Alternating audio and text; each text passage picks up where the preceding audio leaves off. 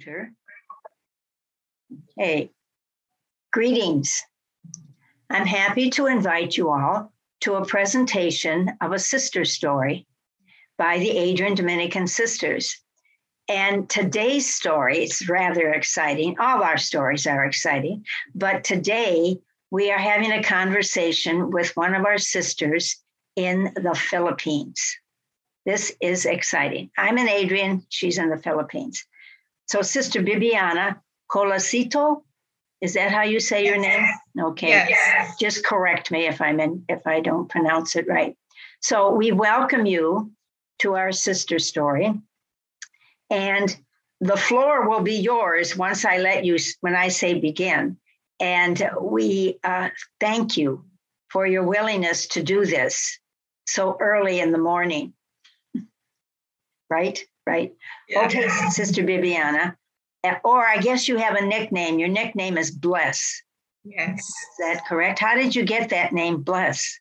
I came from another congregation.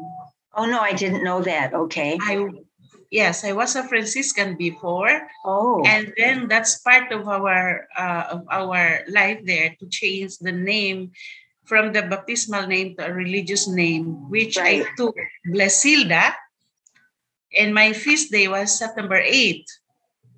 Okay, Blessed Mother. Yeah, that's the origin of the name Bless. And since then, all my friends knew about Bless and not Bibiana. That's why I retain it for identification from many of my friends. Right.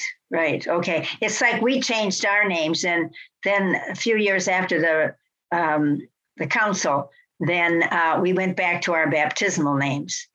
Yeah. So, but we still kept our nicknames no matter what. Yeah. Okay. All right. Bless. Let us hear about you and your family and your early beginnings. Okay. Thank you, Peg. I am Sister Bibiana Colasito. I am fondly called or known to my friends as Sister Bless.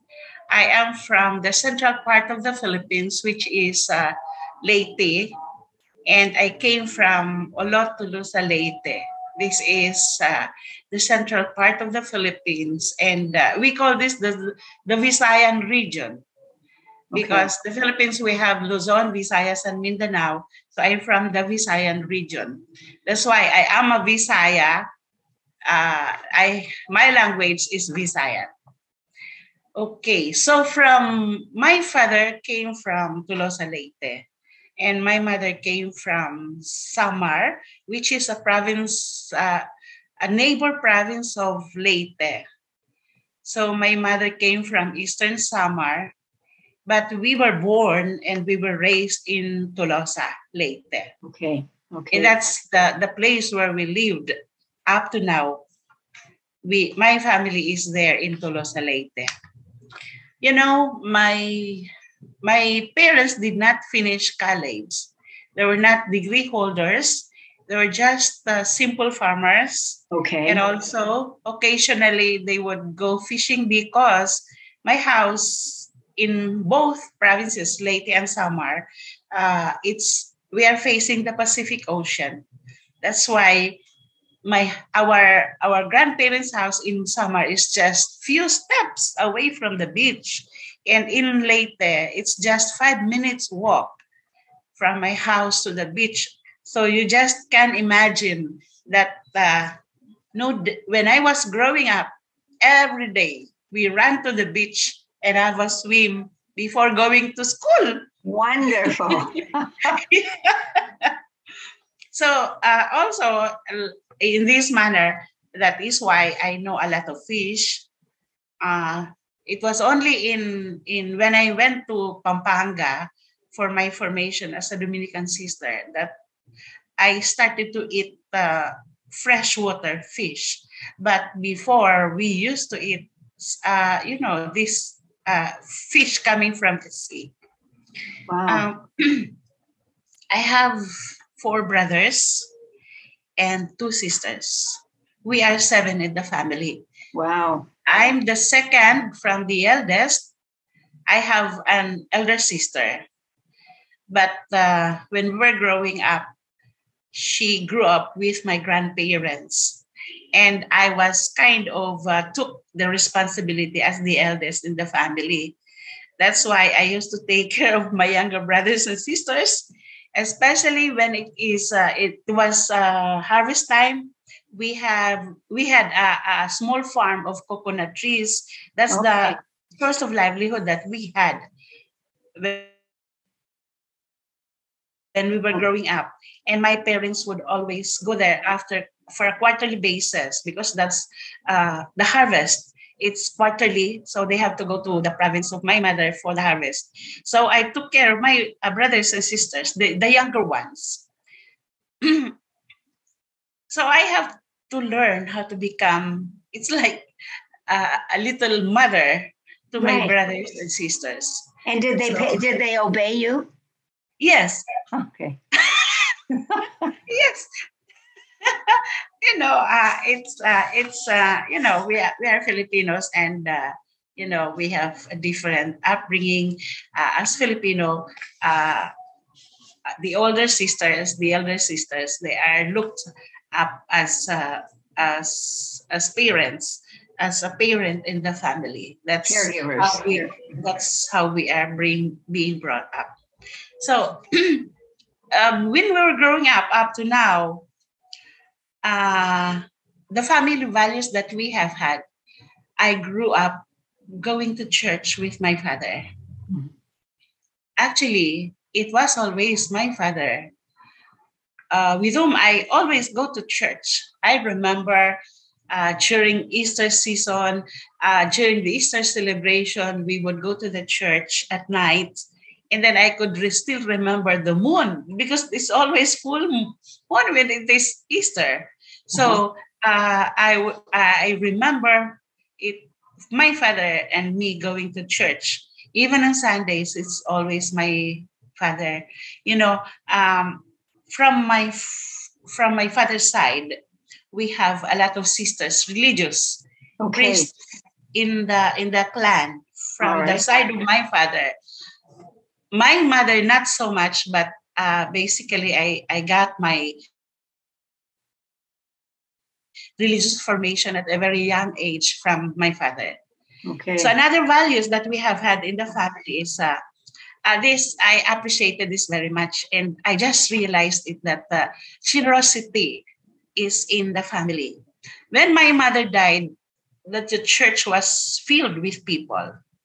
I remember, Peg, when we were growing up, when we have food, even the farthest neighbor, because this is a rural area, even the farthest neighbor that we have during that time, my mother would always see to it that we share our food with them.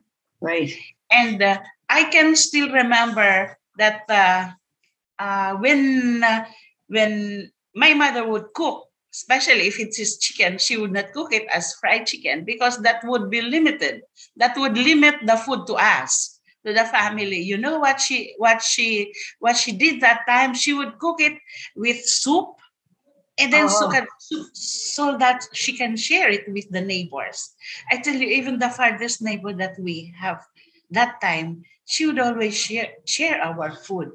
Of course, we personally and understood it that way, and I think now I could say that was really a virtue of my mother. Very much. Yeah. So going to the schooling, I studied in my primary years, my primary grades in our village. It's called Olot Elementary School. And then for the high school, I went to a Catholic school run by the Augustinian Recollect missionaries in our town. Okay. And then for college, I also went to a private school, a Catholic school, the Divine Word University, where I took up my chemical engineering. Yes. Oh. Yes, but I did not finish it because my father died. Oh. Yeah, he died when I was only 18 years old. I see, 1975. Yeah. Yeah. So that's why I did not finish it. That must have been bless. That had to be very difficult for you because you were very close to your dad. Yes, actually, right. It affected me so much. Yes. It affected my grades in school. I was almost having depression that time. Mm-hmm. And it was a kind of, when I learned that he died, because 1 week I did not see him, I was in school, and then I was living in the city, and then I just go back to the house for a weekend. During the weekend, I did not see him for 1 week, and then when I saw him, he was already in the hospital, dead. Yes. You know, the first thing that came into my mind is that I hated God. Mm-hmm. Mm-hmm. I hated him for taking my father away from us. And take note, he died on December 1. My birthday was December 2. And that was my 18th birthday. Oh, my. Yeah. So how sad. It took me years and years to overcome the grief, the loss of my father. Actually, I was just healed when I entered religious life, when I became a Franciscan. Okay. Yeah. So, continue with the schools that I have attended. I took my master's degree in guidance and counseling from the University of the Assumption in Pampanga. This is already in Pampanga when I was already a Dominican sister. Okay. When did you become a Dominican sister? I joined the Dominican Sisters in Pampanga in 2000. How come you switched? That's part of the mystery of the calling to become a sister. Sometimes at that time I did not understand. Yeah. I just decided it that way, that I have to leave. That's God calling you. Mm-hmm. Yes. Mm-hmm. And now I know God wants me to become a Dominican. I'm glad you came. Yeah. And then I passed the licensure exam for the guidance counselor's exam. So I have a license as a counselor. And then I took my doctoral degree. Now I am a candidate for my clinical psychology from the University of Santo Tomas. Wow. This is a Dominican school, a pontifical school in Manila, this is owned and run by the Dominican Fathers. Okay. Philippine province. Yeah, I got a 100% scholarship. Wow, wonderful. So I'm free. Yeah, I'm free of now, everything. Do you have classes over there, or do you do it online, or? During the pandemic, it's all online. I defended my pre-oral defense online, virtual. But before, I go to school. I went to the university every weekend. Right. Yeah. Okay. So what was your dissertation? What was your dissertation on? It is about domestic violence. I am writing my dissertation on. I am developing a program, an intervention program for the psychological healing on depression of women victims of intimate partner violence. Wonderful, wonderful. Yeah, so that's why I think this study has a bearing on what I want to do. I want to do in the missions. Good. Someday. So, okay. So I want to share with you the fun times that we have had when we were children, when we were growing up. Good. So, okay. You want to say something? No, that's good. Okay. So when we were children, because we were just near the sea, very near actually. It's just in summer, just a few steps, maybe 200 meters away from the sea. So we used to go, looking for when it is low tide. the seashells would come up, would appear on the shore, and so we would pick them and then cook them and play house. We have a playhouse always, so we would cook this seashell and other this from the sea, like small octopus, crabs. We would take it. Yes, we would take it from the sea, and as children, we would cook it, and then just playing house play. We do it. So, and also one fun time when we were growing up, in Leyte, because we are still near the sea. Our house is near the sea.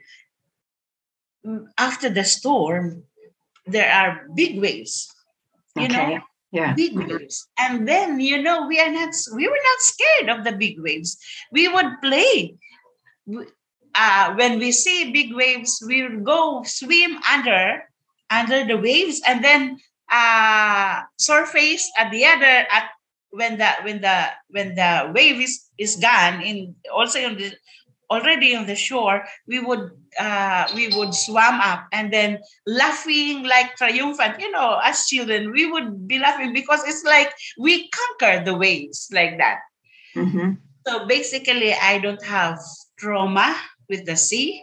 Good. Living having a swimming or whatever. But this is a different story. When I went to Norway, I was so scared of the sea. Even if for me the sea was a friend, is a friend.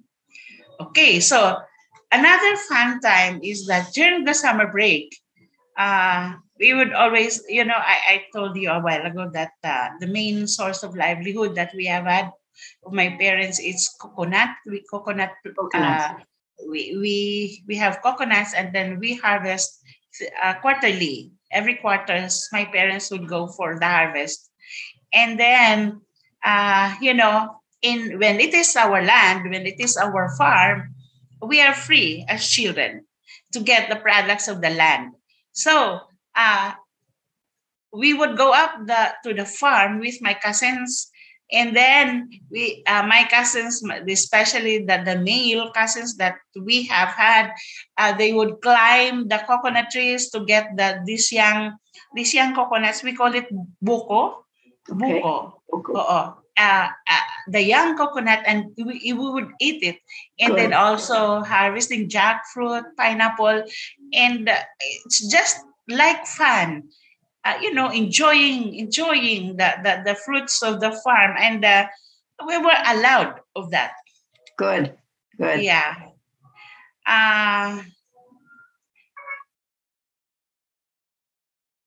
Another event or an experience also when we were growing up, still in summer, when during the harvest time of the coconuts, in summer, the sea is like a refrigerator for us. Oh. For our family. Early in the morning, my parents, the male, our fathers would go to the sea. They have fishing net, and then they would drop the net, and then early, maybe 5 o'clock in the morning, and then after that, 7 o'clock, they would go back to lift the net, and then there would be fish.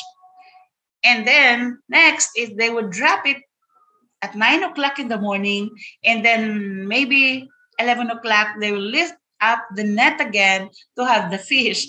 It's like the image of the sea is our refrigerator. Right. Yeah. That happened always morning, afternoon, morning, noon, and evening. Our fathers would do it. Okay, so that's why my memory of that place in summer is that I could see in my mind the image of the fish jumping is a fresh, and that's always our life there. Okay. Morning, noon, and evening, fish. and also root crops, vegetables. So that's what we eat when we were children. Another time, this is But the Wes, what about when did you start your ministries? When you became a sister, you didn't go down to the water that much, did you? When you no, left home to become no. When I became a sister, I didn't like to go to the beach anymore because, it's very hot. And then I always have this, when I go to the sea, I would always have this, what do you call this one? I would sunburn. sunburn. I would always have that. So I didn't like it anymore. And I don't look forward to going to the sea. When I go to our for summer break, they will just take me to the sea overnight. We stay overnight. We go when the sun is going down, and then we stay overnight in the beach, and then we go back morning the following day. Okay. But during the day, no more. I don't like it anymore. Good, I can understand. What were some of your ministries that you have been involved in? Today, now as a Dominican, yeah, I was, in the beginning, the first ministry that I have had, I went to Norway when I was a newly professed sister. Okay. So I was a pastoral worker there, and then I was teaching catechism. Also, those children being prepared for first communion and also for confirmation. I learned the language. I passed the national exam for Norwegian language. Wow. That's great. I can speak, I can write Norwegian. So now, after that, my ministry, I became a school head in one of our schools, but it was only a brief time. And then I worked as pastoral worker here in the Diocese of San Jose, Nueva Ecija, where I am now. Okay. So that takes care of that. What was, did you have some mentors in your life besides your dad? I think your dad was very significant, but other people, individuals who, maybe one person who you were deeply inspired by, and what happened, or what was that like? Yes, I had this teacher when I was in primary grades. She's a distant relative of my mother. Okay. She is a religious now. She became an inspiration for me. She is one of those who give me the inspiration to become a sister. And in fact, after graduation in high school, I asked permission from my parents that I would enter religious life because of this sister.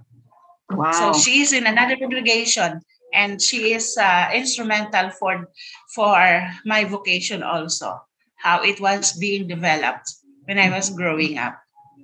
Very good. Might there be something about you that we would be surprised at besides your fishing techniques?